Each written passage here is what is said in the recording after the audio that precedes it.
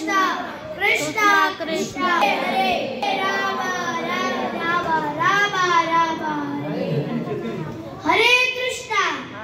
तो आपने ब्रजमंडल में जन्म लिया है, तो आपने ब्रजमंडल में जन्म लिया है, तो आपने ब्रजमंडल में रह के क्या करना है आपको? हरे कृष्णा कृष्णा कृष्णा हरे हरे हरे राम राम राम हरे हरे। क्यों करना है? क्योंकि उनके 9वें श्लोक में श्री रूप गोस्वामी भी यही बोलते हैं, वैकुंठ जनितो वरा मधुपुरी तत्रापि रसोत्सवात् वृन्दारण्य उदार पाणिरमण तत्रापि गोवर्धन। आपने इस ब्रजमंडल में जन्म लिया है, तो क्या बताते रूप गोस्वामी? वैकुंठ जनितो वरा मधुपुरी। वैकुंठ अर्थात जहाँ कोई कुंडा नहीं होता, कोई कर, पर उससे भी श्रेष्ठ क्या है? वैकुंठ जनितो वरा मधुपुरी। मधुपुरी का अर्थ समझते हैं आप? मधुपुरी अर्थात मथुरा। वैकुंठ से भी श्रेष्ठ मथुरा है, क्योंकि वहाँ भगवान प्रकट हुए थे, भगवान ने वहाँ जन्म लिया था, भगवान वहाँ प्रकट हुए थे, और आप वहीं रह रहे हैं और आप असली आनंद भी ले रहे हैं। आपको यदि असली आनंद लेना है तो आपको क्या पढ़ना पड़ेगा? श्रीमद् भगवद गीता पढ़ना। यदि गीता पढ़ोगे तो क्या बताती है गीता? गीता महात्म्य के 3रे श्लोक में बलदेवोचनं पुंसां जलस्नानं दिने दिने सकृत् गीतामृतस्नानं संसारमलनाशनं। मलिनेवोचनं पुंसां जलस्नानं दिने दिने। मलिने अर्थात मल, गंदगी। मलिने मोचनम, मोचनम अर्थात हटाते हैं। मलिने पुंसा, कौन हटाता है गंदगी? पुंसा। पुंसा अर्थात मनुष्य, व्यक्ति, नर, मानव।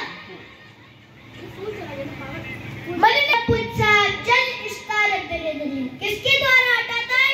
जल स्नान करके, दिन दिन प्रतिदिन, डेली पर डे जल स्नान दिने दिने सकृत् गीतामृतस्नानं।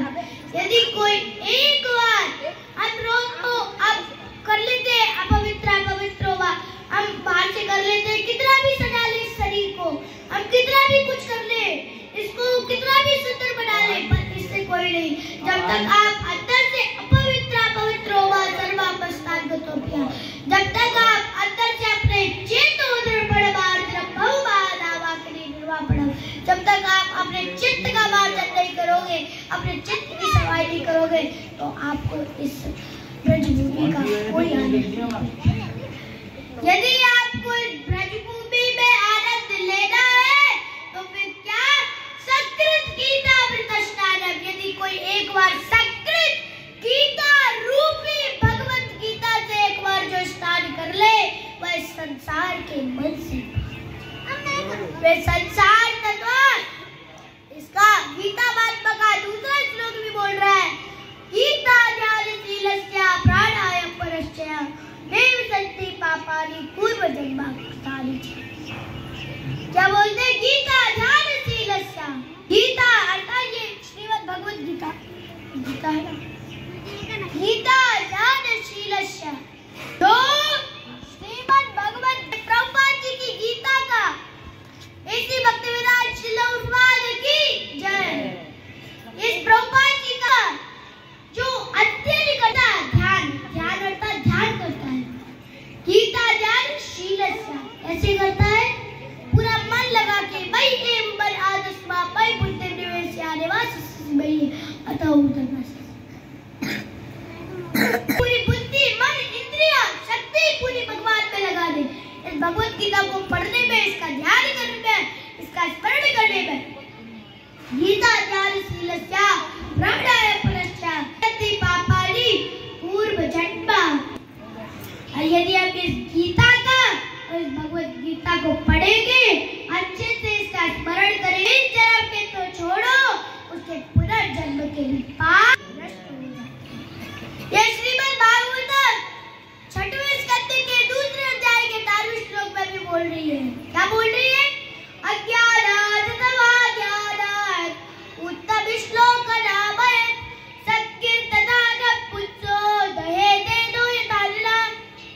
जो हरिनाम होता है, आप सोच रहे हो कि हरिनाम अलग है और ये भगवत गीता अलग, ऐसा कुछ नहीं है। भगवान के प्रसाद में, भगवान में और भगवान की गीता में और भगवान के हरिनाम में कोई अंतर नहीं है। ये भगवान बोलते हैं और भगवान ये भी बोलते हैं कि नाम नामकारी बहुधारी सर्वशक्ति, निज सर्वशक्ति। मैंने अपनी सारी शक्तियां मंत्र में भर दी है, निज सर्वशक्ति तत्रार पिता नियमिता स्मरणे रखाला। और इसको करने का कोई काल नहीं है। अब हम किसी की भी गलत जगह अब कहीं जा रहे हैं तो भगवान तो बोल रहे हैं इसका कोई काल नहीं है, आप कहीं भी कर सकते हैं, कोई सी भी जगह कोई सी भी, चाहे हम किसी घाट पे चले जाए, किसी घाट पे चले, ऐसा कुछ नहीं है कि इसको और देवताओं का आगे मंत्र कर दिया, वो ब्रह्मा जी का कर दिया, ये ब्रह्मा जी गुस्सा हो जाएंगे, ये जो देवता होते हैं वो गुस्सा हो जाएंगे और कब क्या श्राप दे डाले। इसलिए हमें इस भगवत गीता को पढ़ना है। इस गीता को और हरिनाम को करने से क्या होगा? अज्ञानात् तत्त्वज्ञानात्, अज्ञानात् अर्थात अज्ञाने, अज्ञानात् तत्त्वज्ञानात् तथा जाने में, अज्ञानात् तत्त्वज्ञानात् उत्तम श्लोक नाम है, ये भगवान का नाम है, उत्तम श्लोक नाम है संकीर्तनाय अगपुच्छो। यदि इसका कोई संकीर्तन करता है, संकीर्तनाय अगपुच्छो दहे दे तो ये थाला। जिस प्रकार अग्नि सूखी घास को जलाकर राख कर देती है, उसी प्रकार ये हरिनाम संकीर्तन हमारे सभी पापों को जलाकर।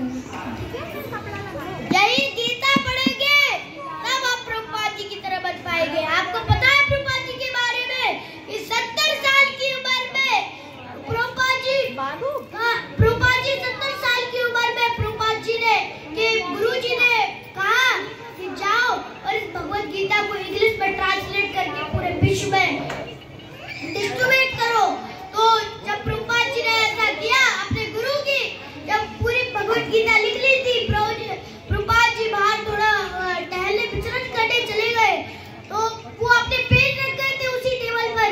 उनकी जो वाइफ थी, वाइफ भी उन्हीं के साथ रहती थी, तो उनकी वाइफ ने उस जो पेज में भगवत गीता लिखी थी प्रभुपाद जी ने, उसको कबाड़े वाले को भेज दिया और क्या पैसे ले लिया और चाय खरीद के ले आई।